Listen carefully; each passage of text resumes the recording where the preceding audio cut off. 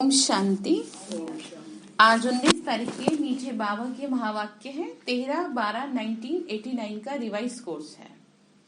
मुरली का हेडिंग है दिव्य ब्राह्मण जन्म के भाग्य की रेखाएं। हेडिंग समझते हैं पहले। दिव्य ब्राह्मण जन्म, हमारा ये जन्म जो है ये दिव्य है। ठीक है, दिव्य से मतलब ये होता है जो इन आंखों से दिखाई नहीं देता। ठीक है, रूहानी होता है। हम देवता तैयार हो रहे हैं, ये दिव्य रूप से चल रहा है। इस बात का किसी को पता नहीं है। जैसे शास्त्रों में लिखा है कि भगवान के कर्म दिव्य और अलौकिक होंगे, तो भगवान के कर्म इन आंखों से तो किसी को दिख नहीं रहे। तो ठीक इसी तरीके से उसने हमें जन्म दिया है, तो इसीलिए हमारा जन्म क्या कहलाएगा? दिव्य ब्राह्मण जन्म। फिर कहा कि उसके भाग्य की रेखाएं। तो आज विश्व रचयिता बाप दादा अपने विश्व की सर्व मनुष्य आत्माओं रूपी बच्चों को देख रहे हैं। सर्व आत्माओं में अर्थात सर्व बच्चों में दो प्रकार के बच्चे हैं। एक है बाप को पहचानने वाले और दूसरे हैं पुकारने वाले, वह परखने के प्रयत्न करने वाले। एक कौन से बच्चे हैं? पहचानने वाले। बहुत ध्यान से सुनिएगा, आज की मुरली आप में बहुत ताकत भरती है संडे की।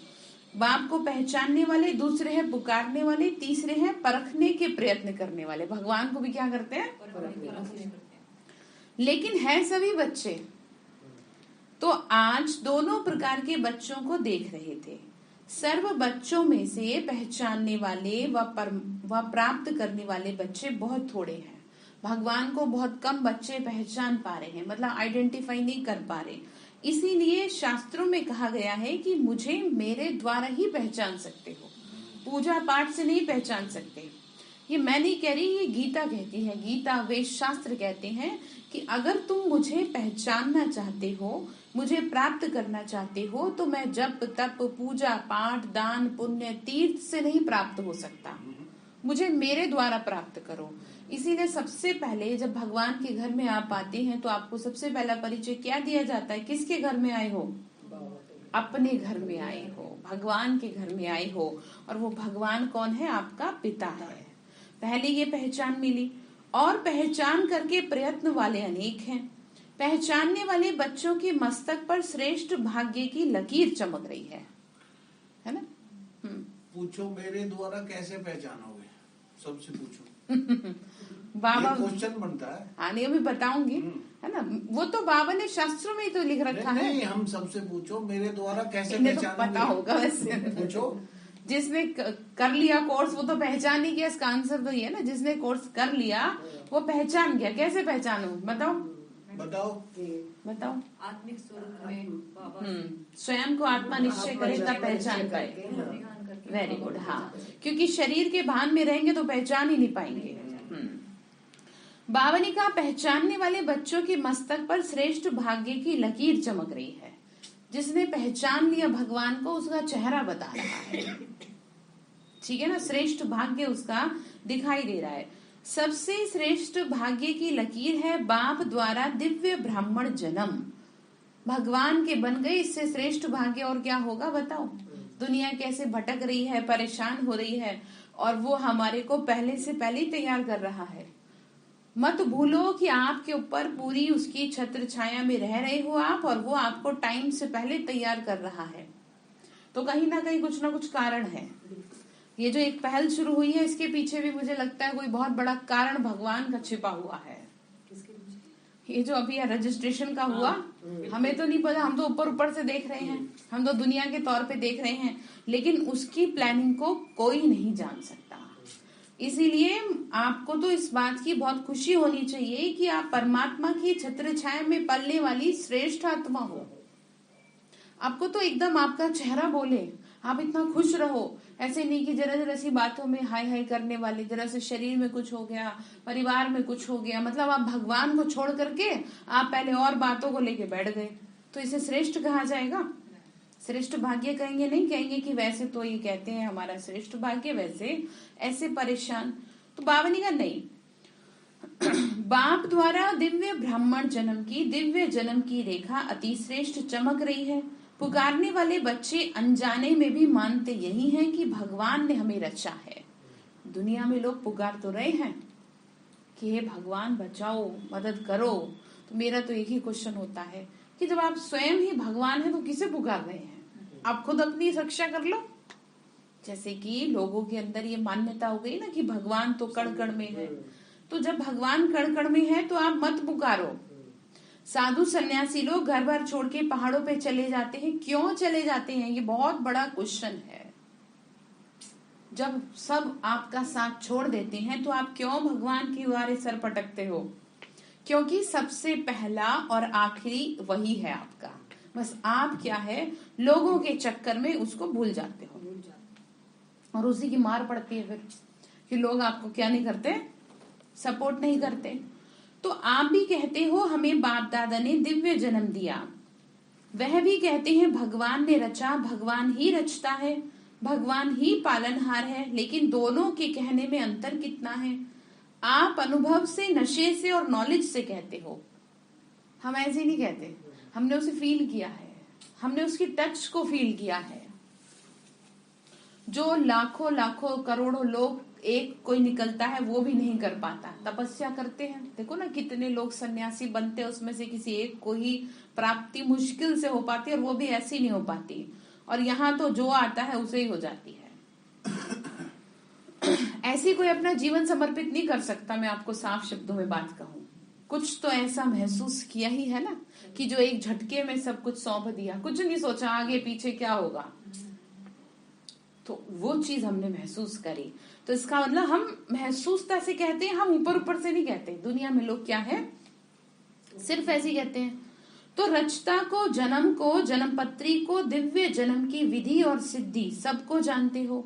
हर एक को अपना दिव्य जन्म का बर्थडे याद है ना, मतलब जिस दिन आपको कोर्स किया, जिस दिन आपको ज्ञान मिला, वो है आपका असली जन्म। याद है सबको? याद है आपको? 3 साल हो गए, 3 साल चल रहा है। Very good. डेट याद है? अच्छा, रजिस्टर में लिखी हो। दिसंबर की थी। हाँ, थोड़ा थोड़ा याद है। दिसंबर के आसपास 14 अप्रैल।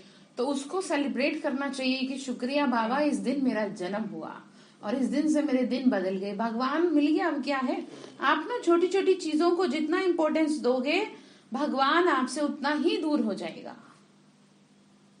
समझ रहे हो? आप जरा जरा सी बातों के पीछे रहोगे तो भगवान से दूर रहोगे। इस बात को लिख के रख लो।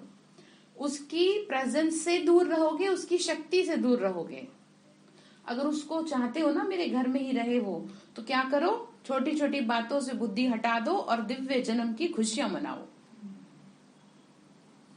ठीक है, दिव्य जन्म की खुशियां मनाओ। जो हो रहा है साक्षी होके देखो। अभी आने वाले समय में तो और चीजें बिगड़ेंगी, फिर क्या करोगे? देखो बड़े कड़े शब्द हैं, लेकिन ये मेरे शब्द नहीं है, ये बाबा के शब्द हैं। आप समझ रहे हैं? ये भगवान के शब्द हैं कि आप क्या कर ले, खुद को क्या बना ले, मजबूत बना ले। ठीक है, तो इस दिव्य जन्म की विशेषता कौन सी है? साधारण जन्मधारी आत्मा ही अपना बर्थडे अलग मनाती है, फ्रेंड्स डे अलग मनाती है, पढ़ाई का दिन अलग मनाती है। और आप क्या कहेंगे, दुनिया में लोग यही सब करते हैं। आपका बर्थडे भी यही है, मैरिज डे और पढ़ाई का दिन भी यही है, mother day, father day, engagement day सब एक ही है। आपको एक में सारा प्यार मिल गया। ठीक है ना, जैसे कि आपस में बॉन्डिंग अच्छी हो तो कहीं दूसरे से बात करने को मन नहीं करता, न उसके साथ कोई चीज सेलिब्रेट करने का मन करता है, बस कहते हैं मेरा तो एक ही है। ठीक है ना, तो वही बाबा है हमारा। ठीक है, अब इसका मतलब ये नहीं कि बाकियों से मतलब ना रखें। ये मन की भावनाओं की बात है कि आपकी मन की भावना बिखरी हुई ना पड़ी हो कि कोई भी उठा के उनके साथ खेल ले। आपके मन की भावना आपकी स्वयं की है और ये केवल भगवान के अलावा और किसी के साथ शेयर नहीं होनी चाहिए। और अगर ये किसी के साथ शेयर हुई तो आपको बहुत गहरी चोट लगेगी, क्योंकि आपकी भावनाओं को सिवाय परमात्मा के और कोई समझ नहीं सकेगा। स्वार्थ से भरी दुनिया में स्वार्थ ही नजर आएगा लोगों को। इसीलिए जब भी कहती हूँ ना कोई भी बात होती है तो लेटर टू गॉड करो। हमने पीछे किया था, 1 महीने 1 हफ्ते किया था, 1 महीने किया था, 1 हफ्ता हमने किया था कि तुरंत किसी को भी नहीं बताएंगे, तुरंत बाबा को लिखेंगे। मतलब आपको सोचने, ये 1 सेकंड भी खुद को नहीं देना सोचने के लिए कि मैं किससे कहूं।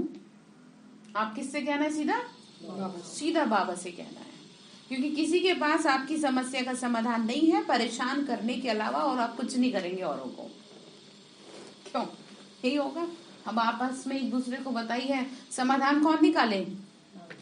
तो इसीलिए सबसे पहले किसको कहना है? तो हमारी भावनाएं किससे जुड़ी हैं? सारे कल्प में ऐसा दिन आप आत्माओं का फिर कभी नहीं होता। सतयुग में भी बर्थडे और मैरिज डे एक ही नहीं होगा, लेकिन इस संगम युग में इस महान जन्म की ये विशेषता है और विचित्रता भी है।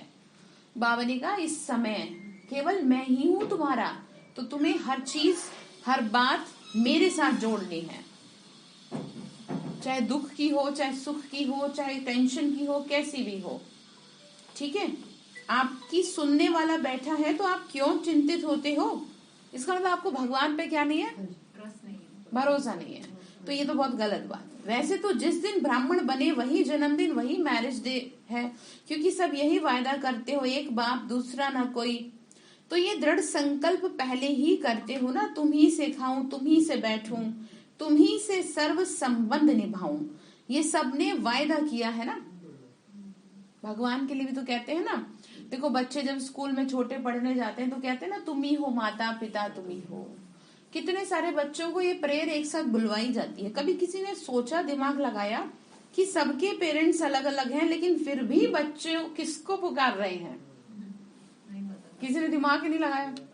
तो वो वही है कि जो पिताजी का भी पिताजी है, सबका पिता है, ठीक है, परम पिता है। तो बाबा ने कहा, तुमने मेरे से प्रॉमिस किया कि जब आप आएंगे तो हम हर चीज आपके साथ करेंगे, तो अब तुम अपना वायदा निभाओ। पांडवों ने, माताओं ने, कुमारियों ने, सभी ने वायदा किया। तो और कहा, स्वप्न में भी मन नहीं जा सकता। मतलब माताएं हो, भाई हो, कुमारी हो, कुमार हो, सबने बाबा ने कहा मेरे से वायदा किया। ऐसे पक्के हो, वह कोई साथी चाहिए। मतलब हर कोई अपना क्या ढूंढता है? छोटे छोटे बच्चे भी अपना साथ ढूंढेंगे कि किससे अपने घर की बात बताऊं। होता है। लेकिन हम क्या है, हमें किसी के साथ की जरूरत नहीं है। हमें कौन चाहिए साथी? बस आपकी और भगवान की बॉन्डिंग अगर मजबूत है तो मैं इस बात की आपसे गारंटी करती हूँ कि आपके सारे संबंध मजबूत हो जाएंगे। कर्मों का हिसाब रहा अलग, कोई ज्यादा ही आपका हिसाब अगर निकल के आ गया तो उसके लिए तो कहा नहीं जा सकता। लेकिन अगर आपने भगवान से अपना रिलेशन अच्छा रखा है तो सब आपके आगे नतमस्तक होंगे। अभी आप किसके साथ रिलेशन अच्छा रखने की सोचते हो? लोगों के साथ, और भगवान को रख देते हो साइड में कि जब फुर्सत मिलेगी तब इनसे भी बात कर लेंगे। और फिर एक दिन वो भी कहेगा, जब मुझे फुर्सत मिलेगी तो मैं तुम्हारे से बात कर लूंगा। अभी मेरे पास बहुत बच्चे हैं जो मेरी याद में बैठे हैं, पहले मैं उनकी सुनू ना, ठीक है। तो अब आप देख लो, साथी चाहिए कोई आपको ऐसा? सेवा के लिए कोई विशेष साथी चाहिए तो साथी दिवस किसका मनाएंगे? सेवाधारी साथी का व बाप साथी का, उसका दिवस मनाएंगे। चाहे सर्विस करने वाले हैं, चाहे सर्विस लेने वाले हैं, लेकिन सेवा के समय सेवा की, और फिर इतने न्यारे और प्यारे बनो जो जरा भी विशेष झुकाव नहीं हो। मतलब आप सेवा करें लेकिन हर चीज से परे रहें। किसी में अट्रैक्शन ना हो आपका, किसी में झुकाव ना हो आपका। मतलब देखो, जहां पे लगाव होता है वहां झुकाव होता है। होता ये है कि फिर सामने वाले की गलत बात भी आपको सही लगेगी, क्योंकि आपका उससे प्रेम है, झुकाव हो गया ना, ठीक है। तो इसीलिए आपको अपने आप को बहुत मेंटेन करके रखना है, कहीं भी नहीं, ठीक है। आपकी कोई मदद करता है तो भी, नहीं करता तो भी, आपको सम्मान मिला तो भी, नहीं मिला तो भी, आपने कोई सेवा करी तो भी, नहीं करी तो भी, आपको हर बात से उपराम रहना है।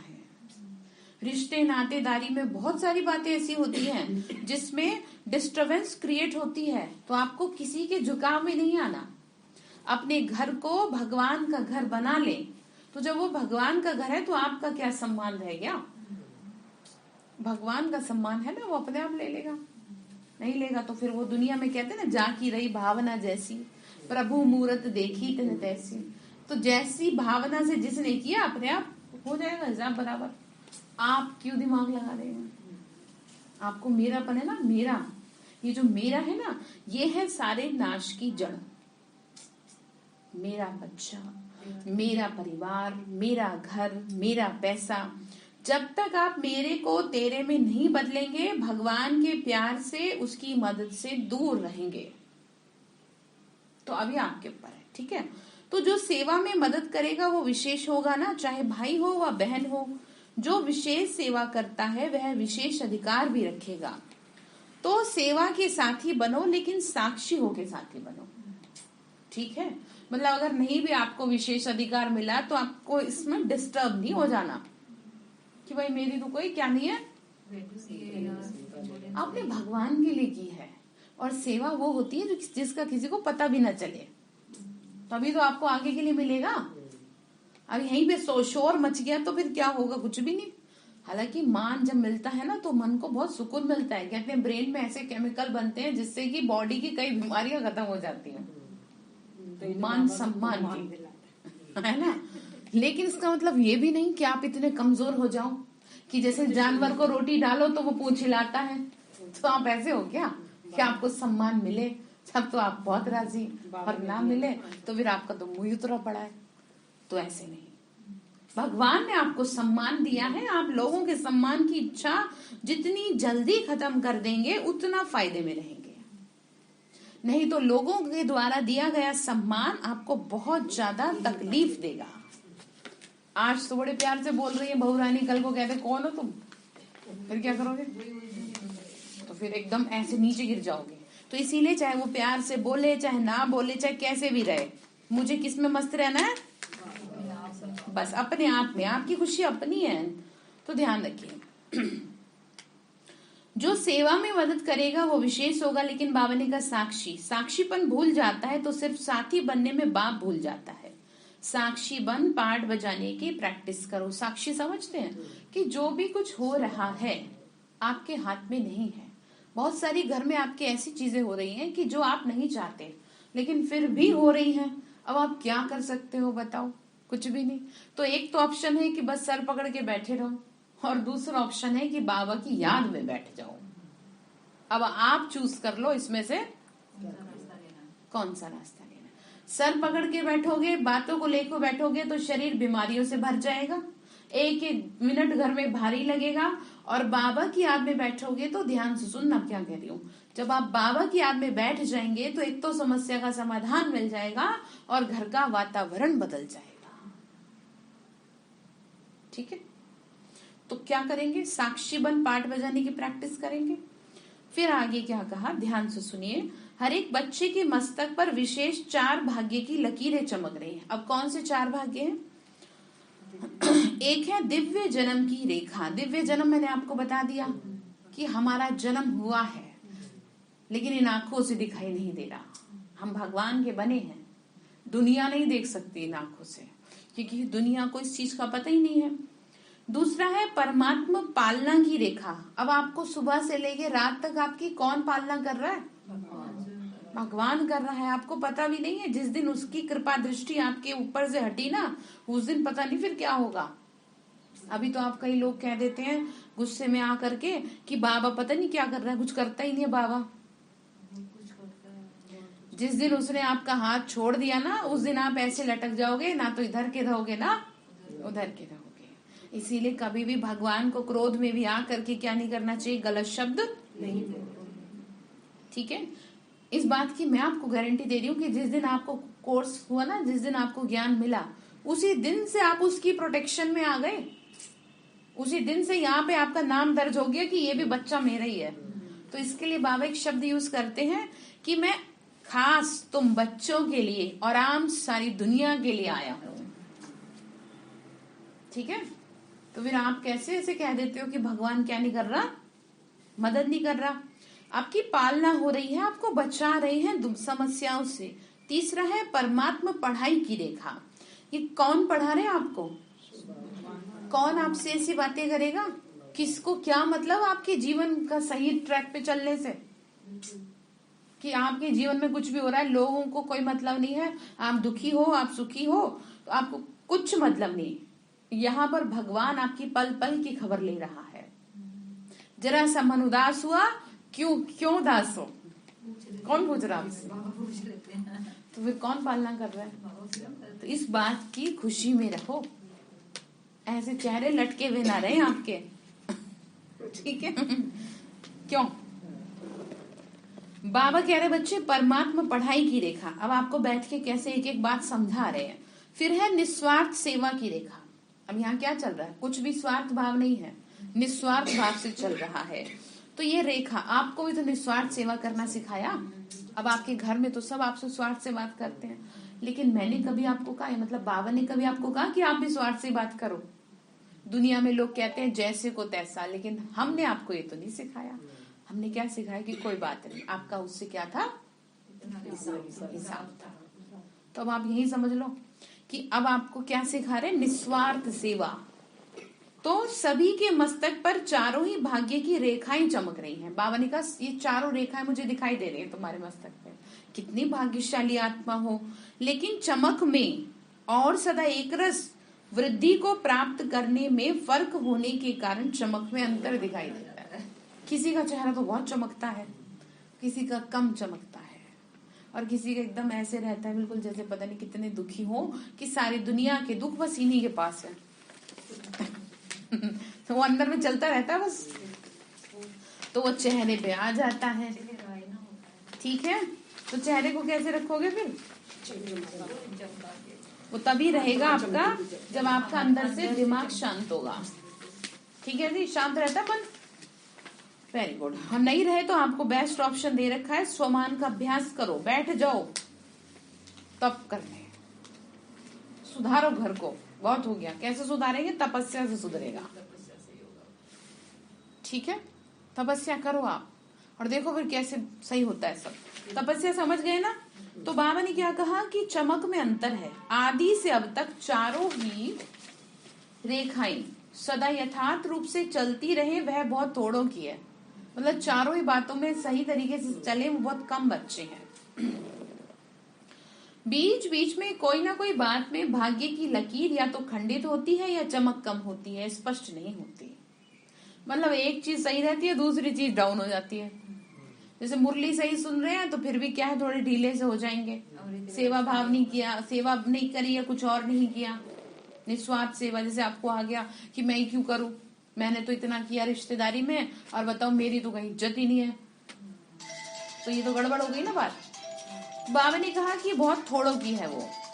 बीच बीच में कोई ना कोई खास बात में भाग्य की लकीर या तो खंडित हो जाती है या चमक कम हो जाती है। बाबा क्या कह रहे हैं? स्पष्ट नहीं होती।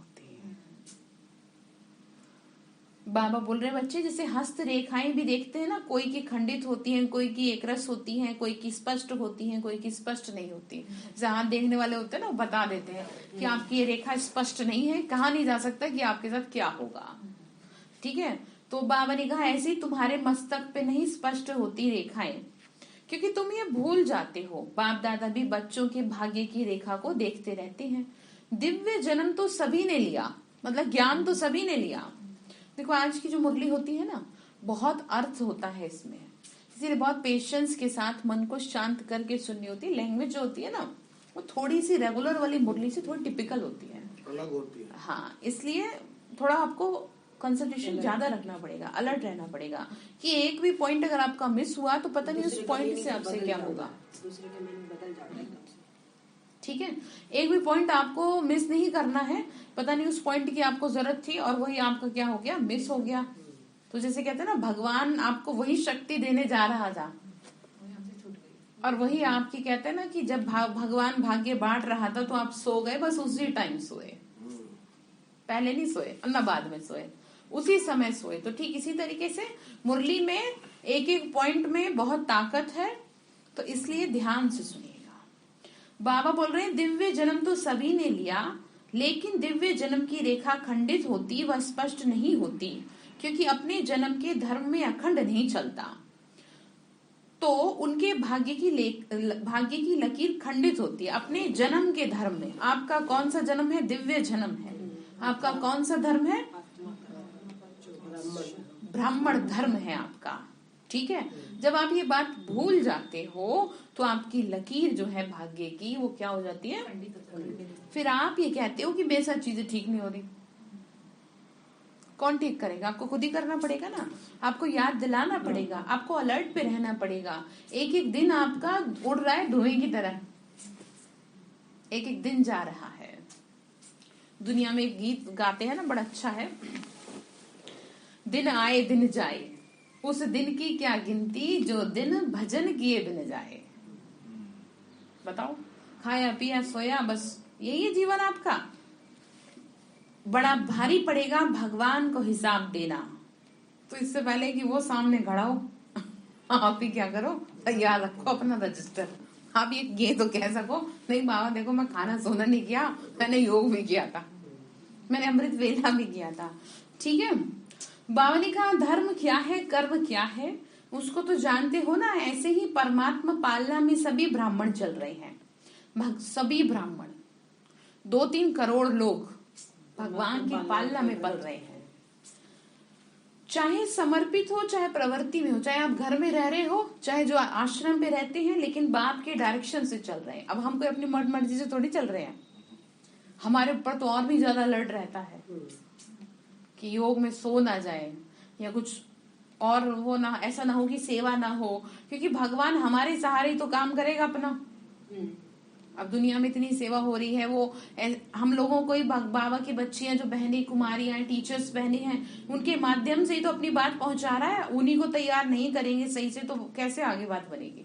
इसीलिए 7 साल पहले ट्रेनिंग पे रखा जाता है कि भाई है भी इनके बस की चल ना के नहीं, पता चले बुद्धि भटक गई 1 साल बाद ही, तो ये क्या सेवा करेंगे और ही डिससर्विस कर देंगे। तो बड़ी मेहनत करनी पड़ती है, इतना आसान नहीं है, मिलिट्री वालों से भी ज्यादा है टफ। शरीर का तो फिर भी कर ले, मन की तो शरीर हमारा देखो, वैसे कहना नहीं चाहिए, बात हम कहते नहीं है, शरीर को कम नहीं तपाया बाबा ने। ऐसा मतलब सेवा इतनी लेता है बाबा इस हिसाब से कि क्या है, इनका शरीर जब तपेगा तभी तो आत्मा तपेगी। क्योंकि शरीर में अगर चंचलता होगी, विकारों की वशीभूत शरीर होगा, तो मन टिकेगा नहीं, मन परेशान करेगा। इसीलिए सेवा ज्यादा से ज्यादा उन आत्माओं से कराई जाती है जिनसे योग में नहीं बैठा जाता। ठीक है, योग भी करवाते हैं, लेकिन पहले शरीर से सेवा करवा के आपको इस लायक तो करें कि आप अंदर एंट्री ले सको। तो हम लोग भगवान के घर में ही करवा रहा है सब तपस्या, मेरे को समझ में आ गया। ठीक है, आज दिन नेट जुड़ जाती है। इसीलिए ध्यान रखो, अब भगवान की क्लास में एंट्री लेने के लिए शरीर का भी साफ रहना जरूरी है। भगवान की सेवा के बिना अगर आपका शरीर है तो फिर उसका क्या फायदा। तो बाबा ने कहा प्रवृत्ति वाले क्या कहेंगे, अपना कमाया हुआ खाते हो व बाप का खाते हो, बाबा का, भगवान का।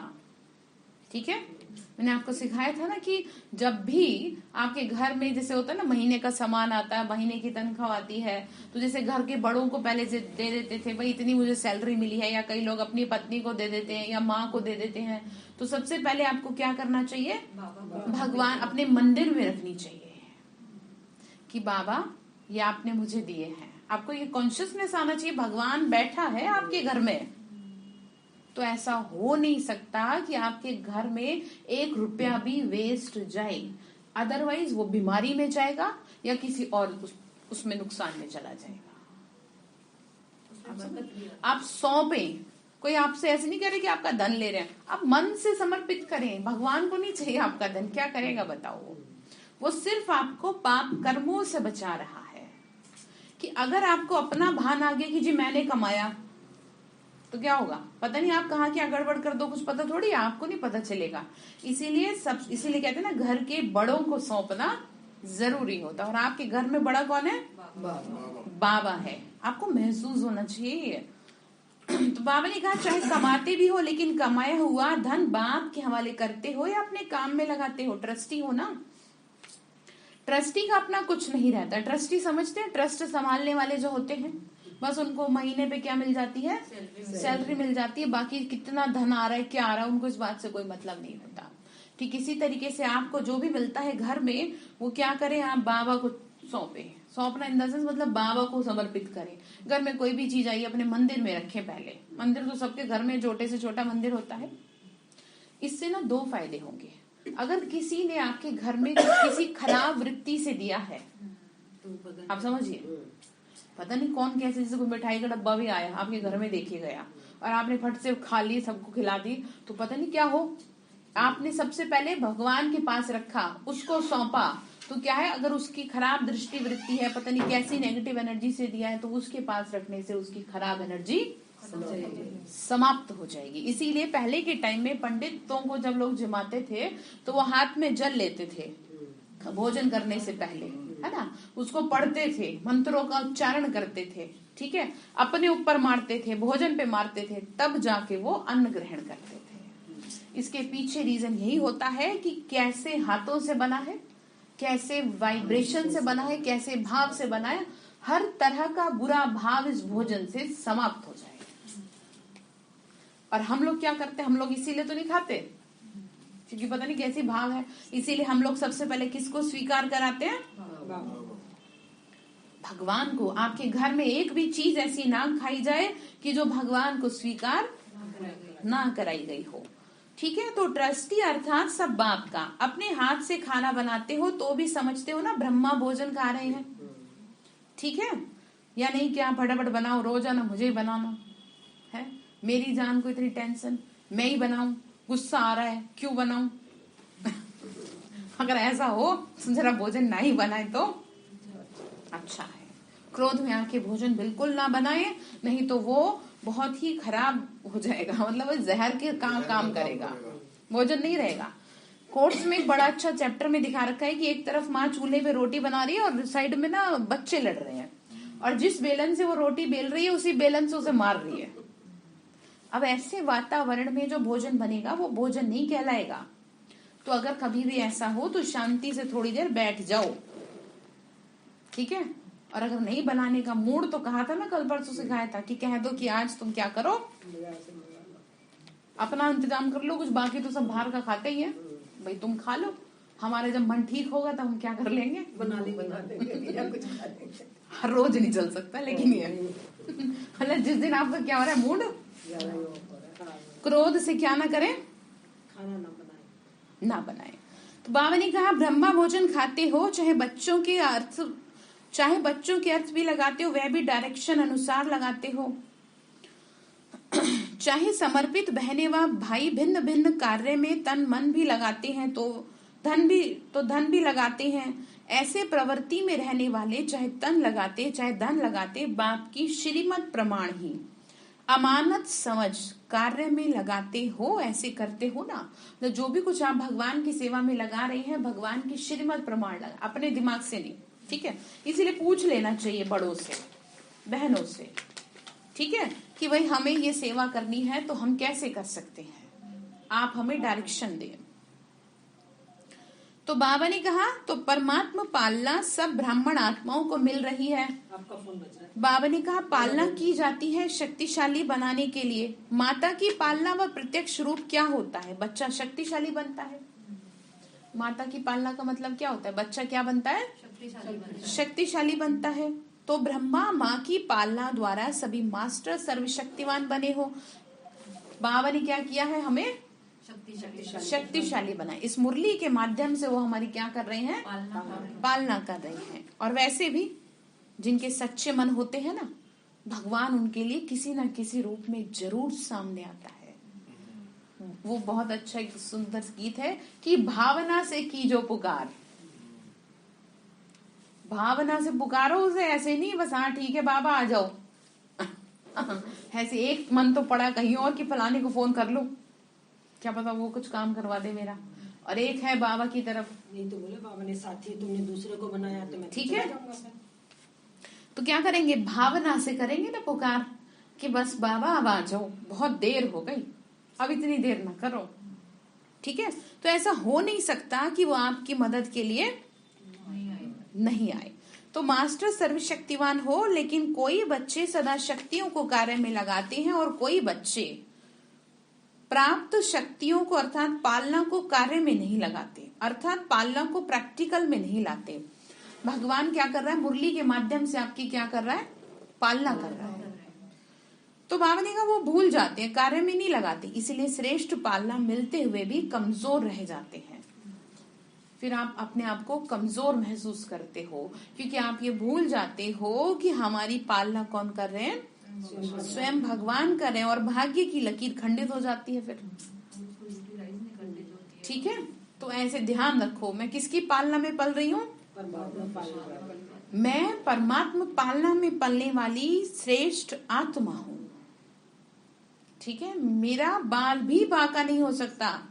बाबा ने फिर आगे कहा, ऐसे ही पढ़ाई की लकीर, पढ़ाई का एम ऑब्जेक्ट है श्रेष्ठ पद को प्राप्त करना। इस ज्ञान का लक्ष्य क्या है, श्रेष्ठ पद। कौन सा पद है वो, ठीक है, आपको बना के ही छोड़ेंगे। ठीक है, आप देखना, लोग साक्षात आपको ये जरूर कहेंगे, कॉम्प्लीमेंट देते ना, बड़े अच्छे लग रहे हो। तो अच्छे तो तब लगेंगे जब देवता बन जाएंगे, अभी तो मंजिल बाकी है। ठीक है, अच्छे तो आप हो ही, तभी तो यहाँ बैठे हो, ऐसे थोड़ी बैठे। यहाँ गिने चुने बच्चे बैठे हैं, उसके पीछे यही है ना कि मनों के भावों को वो जान जाता है कौन कैसा है, उसी को खींचता है। तो बाबा कह रहे श्रेष्ठ पद को प्राप्त करना। शिक्षक बाप पढ़ाई सबको एक ही पढ़ाता है, एक ही समय पर पढ़ाता है, लेकिन जो श्रेष्ठ ब्राह्मण जीवन का व पढ़ाई का पद अथवा नशा है वो सबको एक जैसा नहीं रहता। फरिश्ता सो देवता स्टेटस को सदा स्मृति में नहीं रखते, इसीलिए भाग्य की लकीर में अंतर पड़ जाता है।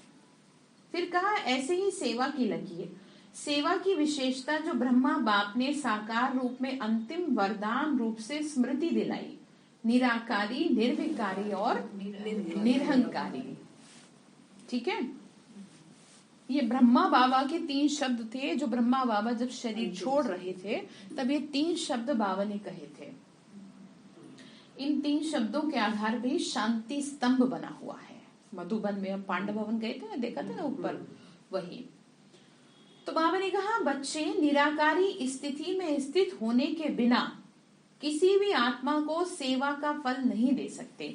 मतलब आत्मिक स्थिति में अगर आप स्थित नहीं हैं तो आपको क्या नहीं मिल सकता, क्योंकि आत्मा का तीर आत्मा को लगता है। ठीक है, सदा स्वयं इस स्थिति में स्थित नहीं तो जिनकी सेवा करते हो वह भी सदा स्मृति स्वरूप नहीं बन सकते। मतलब आपने किसी को बहुत अच्छा ज्ञान सुनाया, लेकिन आपको शरीर का भान था, आप आत्मिक दृष्टि से नहीं सुनाए, तो उसको सामने वाले को भी फिर सर के ऊपर से जाएगा, रिजल्ट नहीं निकलेगा। ठीक है, क्वालिटी वाली सेवा करो, क्वांटिटी नहीं बढ़ानी, क्वालिटी बढ़ानी है, गुण बढ़ानी है। ऐसी आत्मा हो, गुणवान आत्मा हो, किसी एक ऐसी आत्मा को चलाओ कि जिसमें बेहद गुण हो और जो उस बात को समझ पाए। ठीक है, स्वयं सदा इस स्थिति में स्थित नहीं तो जिनकी सेवा करते हैं तो वो फिर कैसे रहेंगे। तो बात समझ में आ गई। जब भी आप किसी को कुछ समझाने जा रहे हैं तो आत्मिक दृष्टि रखें। ठीक है, कि आत्मा है, ये भगवान की बच्ची है, मैं भी आत्मा, ये भी आत्मा, मैं उसका क्या है, इसको बस उसका इंट्रोडक्शन दे रही हूँ, मैं उसकी सेवा कर रही हूँ। ठीक है, दूसरा निर्विकारी, मतलब कोई भी विकार का अंश नहीं। कोई भी विकार का अंश अन्य आत्माओं के शूद्र वंश को परिवर्तन कर ब्राह्मण वंशी नहीं बना सकता। आपके अंदर कोई भी छोटी मोटी कमी अगर है, ठीक है, जरा सा भी आपको जैसे लगता है कि वैसे तो आप ठीक रहते हो, लेकिन आपको कभी 6 महीने में या 2-3 महीने में हल्की सी आपको ना झुंझलाहट सी आ जाती है, वो हल्की सी झुंझलाहट, इरिटेशन, फ्रस्ट्रेशन आपकी सारी तपस्या को भंग कर देगा। आप किसी को समझाओगे ना तो उसको भी यही जाएगा। ठीक है, वो बहुत ज्यादा विकारों को खींच लेगा, तो आप सेवाधारी कैसे कहलाओगे। ठीक है, तो बाबा ने कहा कि बच्चे देखो फिर कैसे ब्राह्मण कहलाएंगे। उस आत्मा को भी मेहनत करनी पड़ेगी जिसको आप बता रहे हैं, फिर वहां पर भी वो नहीं संभल पाएंगे। इसीलिए मोहब्बत का फल सदा अनुभव नहीं कर सकते। ठीक है, बाबा ने क्या कहा, मोहब्बत का फल जो सदा मेहनत नहीं, क्या करें, मोहब्बत करें। क्या करें, भगवान से मोहब्बत करें। भगवान से मोहब्बत करके ज्ञान में चले, मेहनत नहीं कि क्या करूं, मेरा तो योग ही नहीं लगता। ऐसे थोड़ी है, जिससे प्यार होता है उससे उसको याद करने में मुश्किल होती है क्या, अपने आप बुद्धि में रहता है। आपको सिर्फ मैंने इतना अच्छा उपाय बताया था, उपाय मतलब एक तरीका बताया था कि आप उसे अपने घर का फैमिली मेंबर बना लो, बस इतना सा आप काम कर लो। सबके घर में कोई ना कोई बड़ा बूढ़ा होता है। अब आप ये सोच लो सबसे बड़े ही हैं, वो मेरे घर में बैठा है और बस मुझे जैसे अपने बच्चे का ध्यान रखना है वैसे मुझे उनका भी ध्यान रखना है।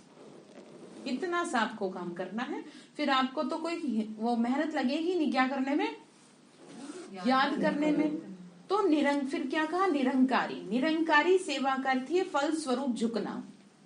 ठीक है, फलों से लदा हुआ पेड़ हमेशा झुका रहता है, और जो कुछ नहीं होता वो सूखा पेड़ होता है, वो सीधा खड़ा रहता है अकड़ में। तो अब आप अपने अपने जीवन को जरा देख लो कि क्या मैं झुकने वाली आत्मा हूं या मैं अभिमानी आत्मा हूं। कहीं ऐसा तो नहीं कि मेरे को सम्मान नहीं मिलता तो मैं भी ना दूं। आप भगवान के लिए दो। मैंने आपको क्या सिखाया था, आप रिश्तेदारी नातेदारी में जा रहे हो, आप भगवान की सेवा समझ के जाओ, ये समझ के क्यों कि मेरे फलाने रिश्तेदार हैं। भगवान के लिए जीना है अब आपको, आप उसके लिए एक एक दिन अपना निकालो। ठीक है, तो क्या होगा, तो ऐसी देवता बन जाओगे, कुछ अलग से थोड़ी करना पड़ेगा, यही करना है बस आपको। हर बात में निरंकारी, बिना निर्माण बने निर्माण अथवा सेवा में सफलता नहीं हो सकती।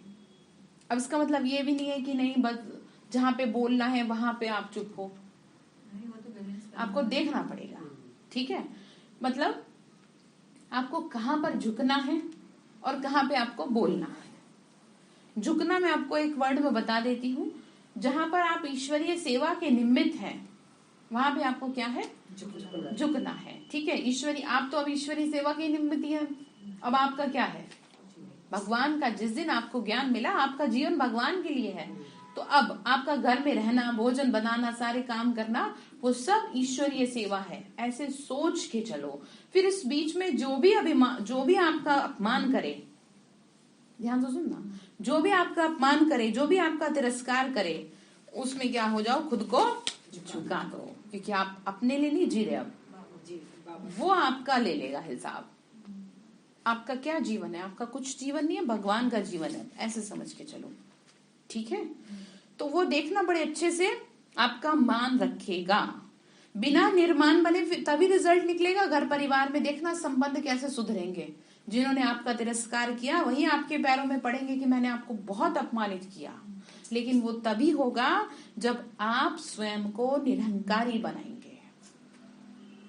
ठीक है, तो निराकारी, निर्विकारी, निरंकारी, तीनों बातें समझ में आ गई।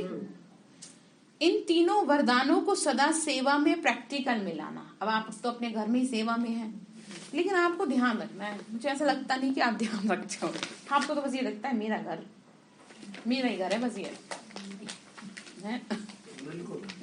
तो ये जो मेरा मेरा है ना, फिर भगवान कैसे आपको मदद करेगा।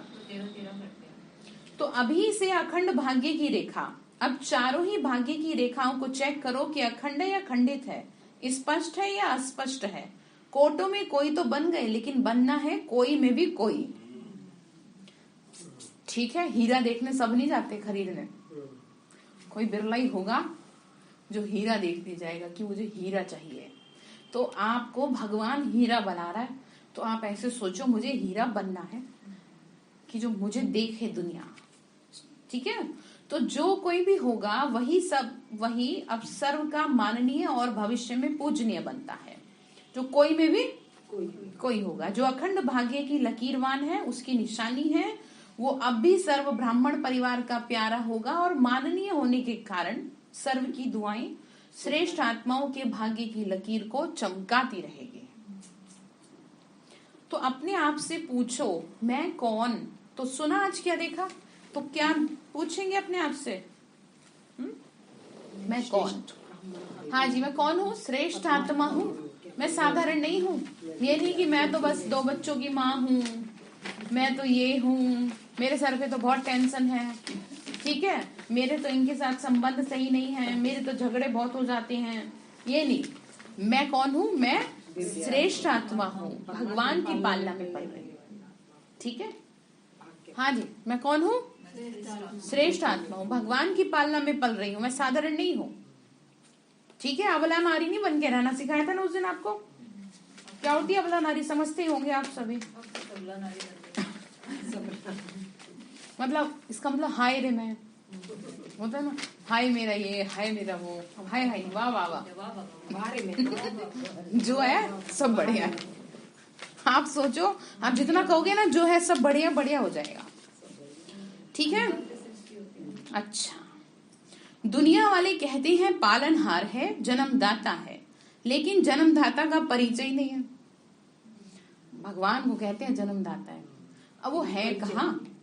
और आप नशे से कहते हो कि जन्मदाता परमात्मा कैसे है, पालनहार परमात्मा कैसे है? ब्रह्मा माँ की पालना भी मिल रही है और बाप की श्रेष्ठ मत पर योग्य आत्माएं बन गए।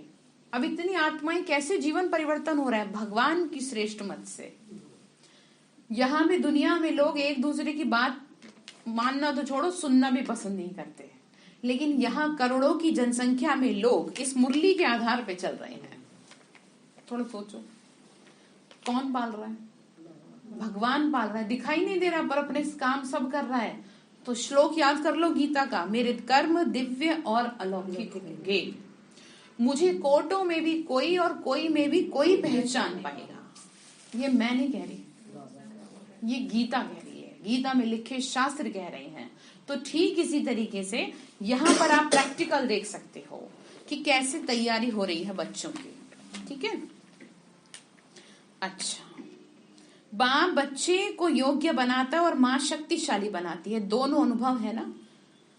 तो बाबा ने हमें बनाया ना, योग्य बनाया। गीता पाठशाला वाले ज्यादा आए हैं। गीता पाठशाला मतलब कि जहाँ पर मतलब कोई एक अपना जैसे कमरा बाबा के घर में दे दिया, या वो सेवा चलती है, गीता पाठशाला चलती है, जैसे युगल रहते हैं परिवार में, तो उस समय मधुबन में गए होंगे, तो सेवा करने वाली आत्माएं। गीता का ज्ञान सुनने वाले, हे अर्जुन, अर्जुन समझकर गीता सुनते हो या अर्जुन दूसरा है, मैं अर्जुन हूँ? अर्जुन अर्थात इम्प्लीमेंटेशन, धारण करना। ठीक है। अच्छा, तो बाबा ने कहा गीता पाठशाला वाले तो सबसे नंबर 1 निकल जाएंगे, इस विधि से सुनो तो आगे चले जाएंगे। टीचर्स को बिजी रहने के लिए गीता पाठशालाएं अच्छी हैं। गीता पाठशाला चक्रवर्ती भी बनाती है, बिजी भी रखती है, मतलब जगह जगह क्लास कराने जाना होता है ना, तो क्या है मतलब उसमें बिजी रहते हैं सारा दिन। जैसे कि मैं छोटी थी, मुझे याद है कि सुबह के 8 बजे से शुरू होता था मेरा चक्कर लगाना, और रात को 8 बजे घुसती थी सेंटर में। इतनी सारी गीता पाठशालाएं थी, 12 गीता पाठशालाएं थी जहाँ पे क्लास कराने जाना होता था। उसमें एक मेंटल हॉस्पिटल भी था, वहां पे योग सिखाने जाना होता था। तो क्या हमें पता ही नहीं चलता था कि हमारी उम्र कब बीत गई, कब 5 साल हो गए, कब 10 साल हो गए, कुछ नहीं पता चला। शेड्यूल इतना बिजी रहता था, ये भी नहीं पता कि खाना भी खाना है या नहीं। सुबह से शाम तक सोचो कितनी 10-12 बार मुरली हो जाती थी, क्योंकि सब जगह, जैसे किसी के गांव में है, उसके घर में गीता पाठशाला चलती है, परिवार है वो चलाते हैं, तो फिर जाना होता था टीचर्सों को। उस बड़े सेंटर पे जो होती है ना बहनें, वो भेजती हैं, फिर तो बिजी रहते हैं उससे। ठीक है। अच्छा,